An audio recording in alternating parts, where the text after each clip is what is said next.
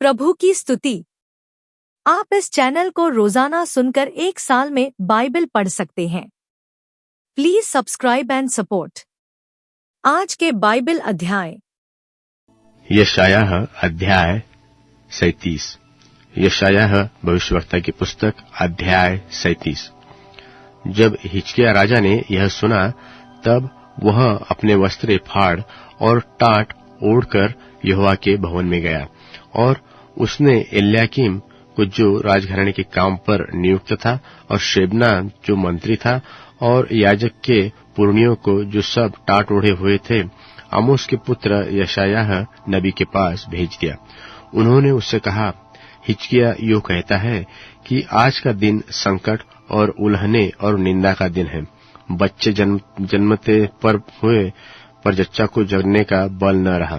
संभव है कि तेरा परमेश्वर यहोवा रबशाके की बातें सुने, जिससे उसके स्वामी अश्शूर के राजा ने जीवते परमेश्वर की निंदा करने को भेजा है।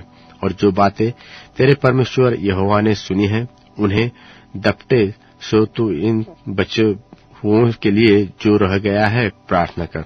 सो हिजकिय्याह राजा के कर्मचारी यशायाह के पास आए।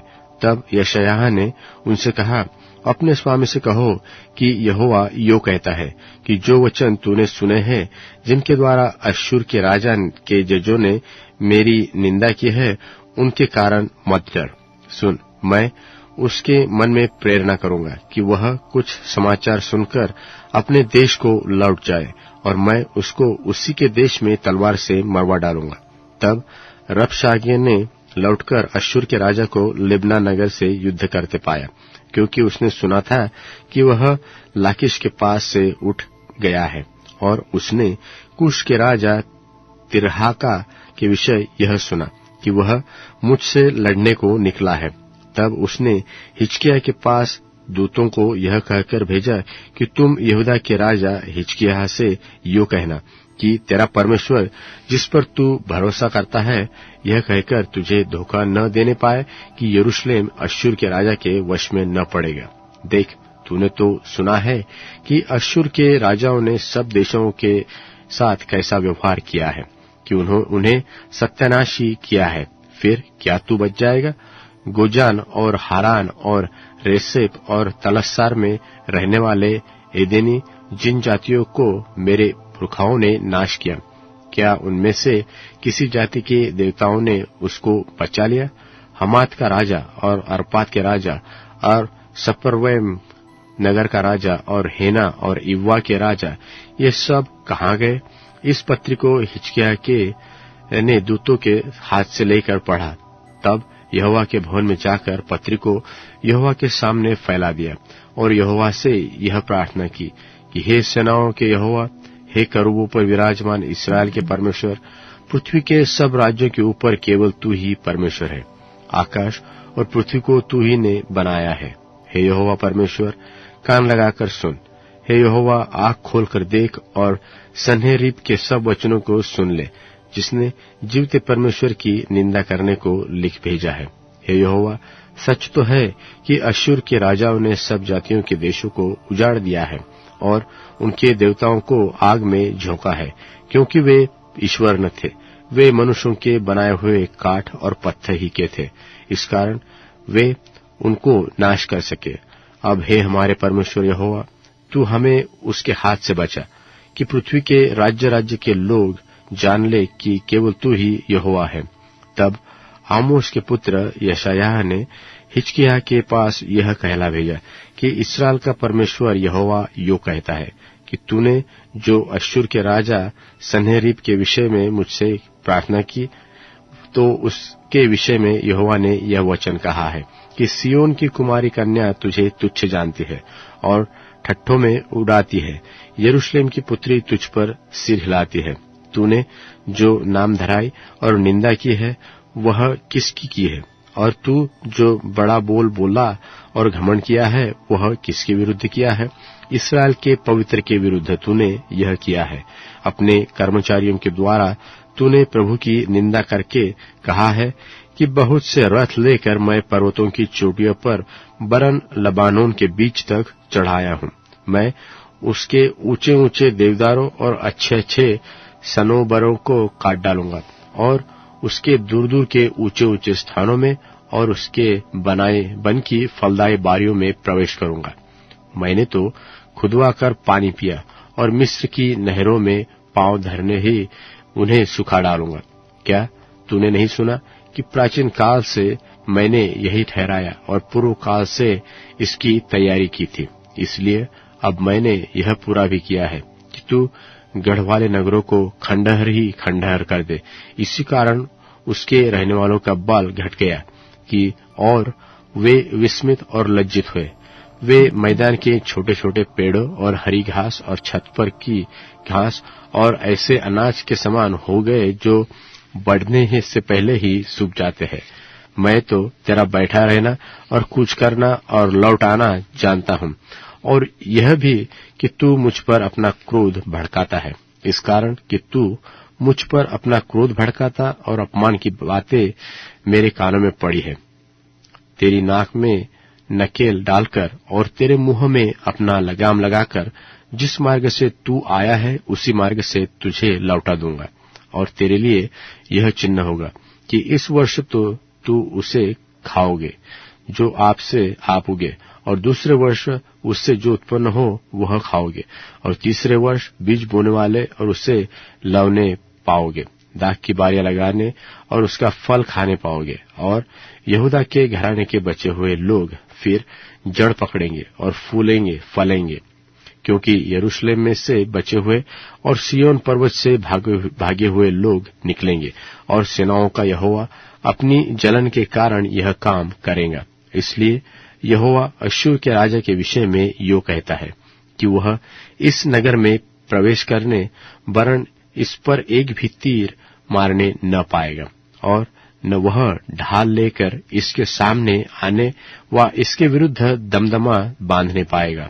जिस मार्ग से वह आया है उसी से वह लौट भी जाएगा और इस नगर में प्रवेश न करने पाएगा।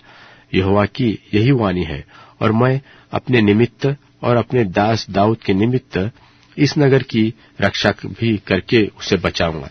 तब यहोवा के दूत ने निकलकर अश्शूरियों की छावनी में 1,25,000 पुरुषों को मारा। और भोर को जब लोग सवेरे उठे तब क्या देखा कि लोथ ही लोथ पड़ी है।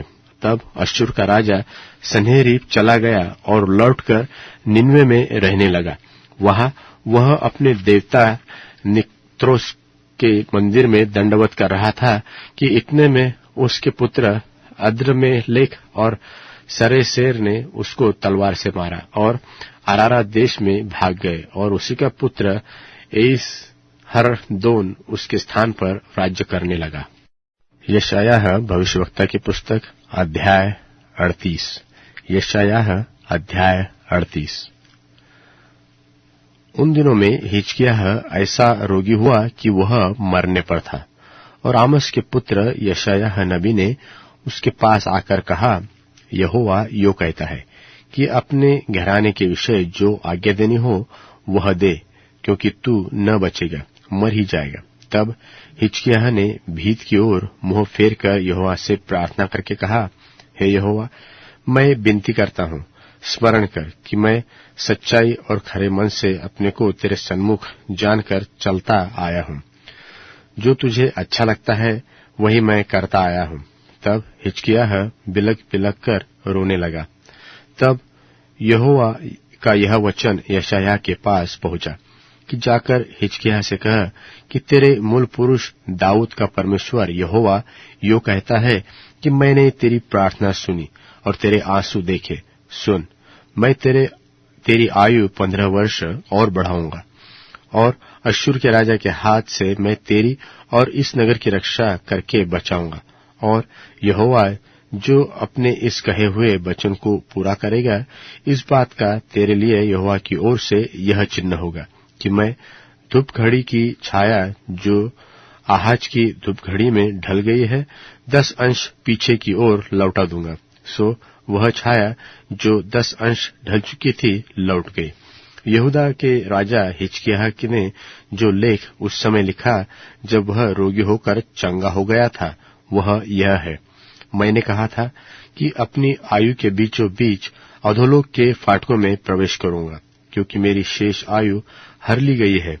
मैंने कहा था, मैं यहाँ को जीवितों की भूमि में फिर न देखने पाऊंगा। मैं परलोकवासियों का साथी होकर मनुष्य को फिर न देखूंगा। मेरा घर चरवाहे के तंबू की नाई उठा लिया गया। मैंने जोलाहे की नाई अपने जीवन को लपेट दिया। वह मुझे दांत से काट लेगा। एक दिन में तू मेरा अंत कर डालेगा। मैं भोर तक अपने मन को शांति करता रहा। तब वह सिंह की नाई मेरी सब हड्डियों को तोड़ता है। एक ही दिन में तू मेरा अंत कर डालेगा। मैं सुपा बेने व सारस की नाई चुप रहा करता था और पिंडुक की नाई विलाप करता था। मेरी आंखें ऊपर देखते देखते पथरा गई है। हे यहोवा, मुझ पर अंधेर हो रहा है। तू मेरा सहारा हो। मैं क्या कहूं? उसने मुझसे प्रतिज्ञा की और पूरा भी किया है। मैं जीवन भर जीव की कड़ुआहट के साथ दीनता से चलता रहूंगा।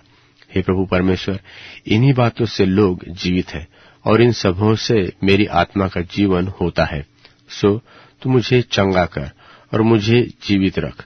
देख, शांति ही के लिए मुझे बड़ी कड़ुआहट मिली और तूने स्नेह करके मुझे विनाश के गड्ढे से निकाला है, क्योंकि तूने मेरे सब पापों को अपनी पीठ के पीछे फेंक दिया था।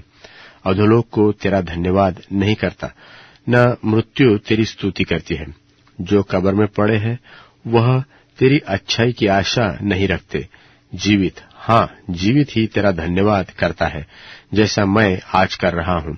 पिता पुत्रों को तेरी सच्चाई का समाचार देता है। यहोवा मेरा उद्धार करने को तैयार है, इसलिए हम जीवन भर यहोवा के भवन में तार वाले बाजों पर अपने रचे हुए गीत नित गाते रहेंगे। यशायाह ने तो कहा था, अंजीरों की एक पोटलीस लेकर हिजकिय्याह के दुष्ट फोड़े पर बांधी जाए, तब वह बचेगा। और हिजकिय्याह ने पूछा था कि इसका क्या चिन्ह है कि मैं यहोवा के भवन को फिर जाने पाऊंगा। कुरिन्थियों के नाम पौलुस प्रेरित की दूसरी पत्री 10वां अध्याय। मैं वही पौलुस जो तुम्हारे सामने दीन हूं, परंतु पीठ पीछे तुम्हारी ओर साहस करता हूं, तुमको मसीह की नम्रता और कोमलता के कारण समझाता हूं। मैं यह विनती करता हूं कि तुम्हारे सामने मुझे निर्भय होकर साहस करना न पड़े, जैसा मैं कितनों पर जो हमको शरीर के अनुसार चलने वाले समझते हैं वीरता दिखाने का विचार करता हूं। क्योंकि यद्यपि हम शरीर में चलते फिरते हैं तो भी शरीर के अनुसार नहीं लड़ते, क्योंकि हमारी लड़ाई के हथियार शारीरिक नहीं पर गढ़ों को ढा देने के लिए परमेश्वर के द्वारा सामर्थी हैं। सो हम कल्पनाओं को और हर एक ऊंची बात को जो परमेश्वर की पहचान के विरोध में उठती है खंडन करते हैं और हर एक भावना को कैद करके मसीह का आज्ञाकारी बना देते हैं और तैयार रहते हैं कि जब तुम्हारा आज्ञा मानना पूरा हो जाए तो हर एक प्रकार के आज्ञा न मानने का पलटा लें। तुम इन्हीं बातों को देखते हो जो आंखों के सामने है। यदि किसी का अपने पर यह भरोसा हो कि मैं मसीह का हूं, तो वह यह भी जान ले कि जैसा वह मसीह का है वैसे ही हम भी हैं। क्योंकि यदि मैं उस अधिकार के विषय में और भी घमंड दिखाऊं जो प्रभु ने तुम्हारे बिगाड़ने के लिए नहीं पर बनाने के लिए हमें दिया है, तो लज्जित न होऊंगा। यह मैं इसलिए कहता हूं कि पत्रियों के द्वारा तुम्हें डराने वाला न ठहरूं, क्योंकि कहते हैं कि उसकी पत्रियां तो गंभीर और प्रभावशाली हैं, परंतु जब देखते हैं तो वह देह का निर्बल और वक्तव्य में हल्का जान पड़ता है।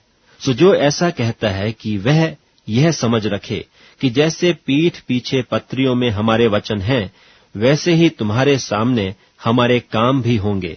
क्योंकि हमें यह हियाव नहीं कि हम अपने आप को उनमें से ऐसे कितनों के साथ गिने या उनसे अपने को मिलाएं जो अपनी प्रशंसा करते हैं और अपने आप को आपस में नाप तौल कर एक दूसरे से मिलान करके मूर्ख ठहरते हैं।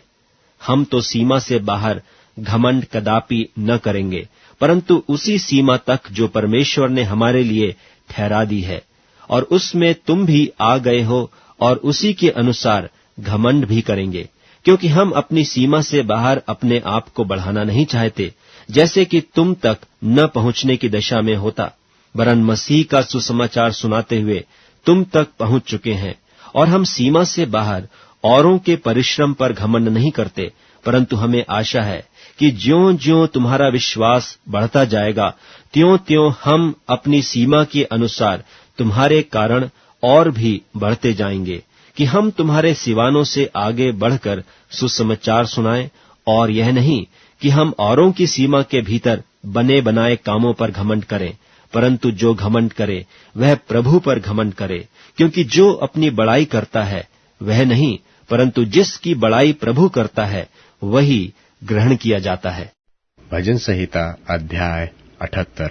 भजन संहिता अध्याय 78। हे मेरे लोगों, मेरी शिक्षा सुनो, मेरे वचनों की ओर कान लगाओ। मैं अपना मुंह नीति वचन करने के लिए खोलूंगा। मैं प्राचीन काल की गुप्त बातें कहूंगा, जिन बातों को हमने सुना और जान लिया और हमारे बाप दादों ने हमसे वर्णन किया है, उसे हम उसकी संतान से गुप्त न रखेंगे, परंतु होनहार पीढ़ी के लोगों से यहोवा का गुणवादन और उसके सामर्थ्य और आश्चर्य कर्मों का वर्णन करेंगे। उसने तो याकूब में एक चितौनी ठहराई और इस्राएल में एक व्यवस्था चलाई।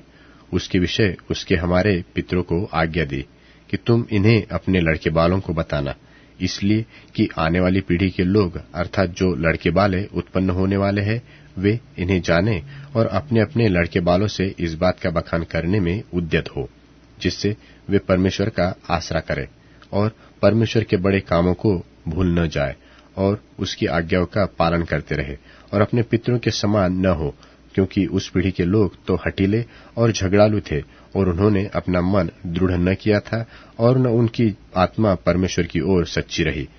एफ्राइमियों ने तो शस्त्रधारी और धनुर्धारी होने पर भी युद्ध के समय पीठ दिखा दी।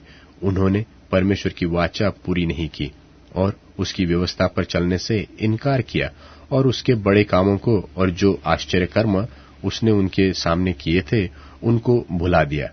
उसने तो उनके बाप दादों के सन्मुख मिस्र देश के सोअन के मैदान में अद्भुत कर्म किए थे। उसने समुद्र को दो भाग करके उन्हें पार कर दिया और जल को ढेर किनारे खड़ा कर दिया। और उसने दिन को तो बादल के खंभों में और रात भर अग्नि के प्रकाश के द्वारा उनकी अगुवाई की। वह जंगल में चट्टाने फाड़कर उनको मानो गहरे जलाशयों से मनमाने पिलाता था। उसने चट्टान से भी धाराएं निकाली और नदियों का सा जल बहाया, तो भी वे फिर उसके विरुद्ध अधिक पाप करते गए और निर्जल देश में परम प्रधान के विरुद्ध उठते रहे और अपनी चाह के अनुसार भोजन मांगकर मन ही मन परमेश्वर की परीक्षा की। और वे परमेश्वर के विरुद्ध बोले और कहने लगे, क्या परमेश्वर जंगल में मेज लगा सकता है? उसने चट्टान पर मार के जल बहा तो दिया और धाराएं उमड़ चली, परंतु क्या वह रोटी भी दे सकता है? क्या वह अपनी प्रजा के लिए मांस भी तैयार कर सकता है? यहोवा सुनकर क्रोध से भर गया। तब याकूब के बीच आग लगी और इस्राएल के विरुद्ध क्रोध भड़का, इसलिए कि उन्होंने परमेश्वर पर विश्वास नहीं रखा था, न उसकी उद्धार करने की शक्ति पर भरोसा किया। तो भी उसने आकाश को आज्ञा दी, स्वर्ग के द्वारों को खोला और उनके लिए खाने को मान बरसाया और उन्हें स्वर्ग का अन्न दिया। उनको शूरवीरों की सी रोटी मिली। उसने उनको मनमाने भोजन दिया। उसने आकाश के पूर्वाई को चलाया और अपनी शक्ति से दक्षिण बहाई और उसके लिए मांस धूलि की सिनाई बहुत बरसाया और समुद्र के बालों के समान अनगिनत पक्षी भेजे और उनकी छावनी के बीच में उनके निवासों के चारों ओर गिराए और वे खाकर अति तृप्त हुए और उसने उनकी कामना पूरी की। उनकी कामना बनी ही रही।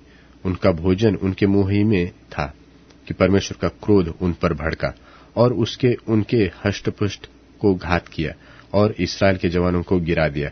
इतने पर भी वे और अधिक पाप करते गए और परमेश्वर के आश्चर्य कर्मों की प्रतीति न की। तब उसने उनके दिनों को व्यर्थ श्रम में और उनके वर्षों को घबराहट में कटवाया। जब जब वह उन्हें घात करने लगता, तब तब वे उसको पूछते थे और फिरकर परमेश्वर को यत्न से खोजते थे। और उनको स्मरण होता था कि परमेश्वर हमारी चट्टान है और परम प्रधान परमेश्वर हमारा छुड़ाने वाला है। तो भी उन्होंने उससे चापलूसी की और वे उससे झूठ बोले, क्योंकि उनका हृदय उसकी ओर दृढ़ न था। न वे उसकी वाचा के विषय सच्चे थे, परंतु वह जो दयालु है वह अधर्म को ढांपता और नाश नहीं करता। वह बार बार अपने क्रोध को ठंडा करता है और अपनी जलजलाहट को पूरी रीति से भड़कने नहीं देता। तब उसको स्मरण हुआ कि ये नाशमान है, ये वायु के समान है जो चली जाती और लौट नहीं आती। उन्होंने कितनी बार जंगल में उससे बलवा किया और निर्जल देश में उसको उदास किया। वे फिरकर परमेश्वर की परीक्षा करते थे और इस्राएल के पवित्र को खेदित करते थे। उन्होंने न तो उसका भुजबल स्मरण किया, न वह दिन जब उसने उनको द्रोही के वश से छुड़ाया था, कि उसने क्योंकर अपने चिन्ह मिस्र देश में और अपने चमत्कार सोन के मैदान में किए थे। उसने तो मिस्रियों की नहरों को लोहू बना डाला और वे अपनी नदियों का जल पी न सके। उसने उनके बीच में डास भेजे जिन्होंने उन्हें काट खाया, और मेंढक भी भेजे जिन्होंने उनका बिगाड़ किया। और उसने उनकी भूमि की उपज कीड़ों को और उनकी खेतीबाड़ी टिड्डियों को खिला दी थी। उसने उनकी दाखलताओं को ओले से और उनके गुलर के पेड़ों को बड़े बड़े पत्थर बरसा कर नाश किया। उसने उनके पशुओं को ओले से और उनके ढोरों को बिजलियों से मिटा दिया। उसने उनके ऊपर अपना प्रचंड क्रोध और रोष भड़काया और उन्हें संकट में डाला और दुखदायी दूतों का दल भेजा। उसने अपने क्रोध का मार्ग खोला और उनके प्राणों को मृत्यु से न बचाया, परंतु उनको मरी के वश में कर दिया और मिस्र के सब पहिलौठों को मारा जो हाम के डेरों में पौरुष के पहले फल थे। परंतु अपनी प्रजा को भेड़ बकरियों की नाई पयान कराया और जंगल में उनकी अगुवाई पशुओं के झुंड की सी की। तब वे तो उसके चलने से बेखटक चले और उनको कुछ भय न हुआ, परंतु उनके शत्रु समुद्र में डूब गए। और उसने उनको अपने पवित्र देश के सिवाने तक इसी पहाड़ी देश में पहुंचाया जो उसने अपने दाहिने हाथ से प्राप्त किया था। और उसने उनके सामने अन्य जातियों को भगा दिया और उसकी भूमि को डोरी से माप माप कर बांट दिया और इस्राएल के गोत्रों को उनके डेरों में बसाया।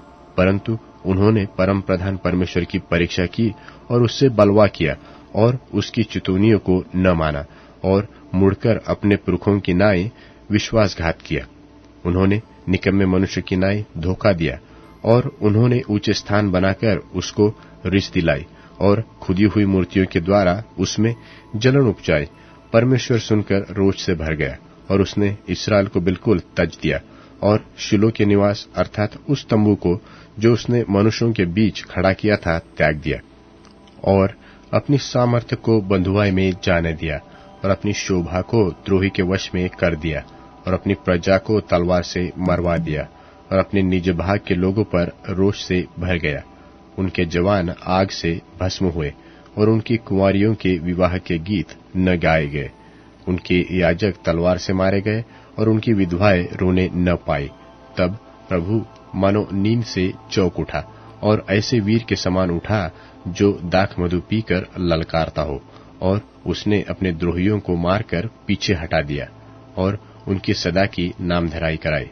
फिर उसने यूसुफ के तंबू को तज दिया और एफ्राइम के गोत्र को न चुना, परंतु यहूदा ही के गोत्र को, और अपने प्रिय सिय्योन पर्वत को चुन लिया और अपने पवित्र स्थान को बहुत ऊंचा बना दिया और पृथ्वी के समान स्थिर बनाया, जिसकी नेव उसने सदा के लिए डाली है। फिर उसने अपने दास दाऊद को चुनकर भेड़शालाओं में से ले लिया। वह उसको बच्चे वाली भेड़ों के पीछे पीछे फिरने से ले आया। फिर वह उसकी प्रजा याकूब की अर्थात उसके निज भाग इस्राएल की चरवाही करे।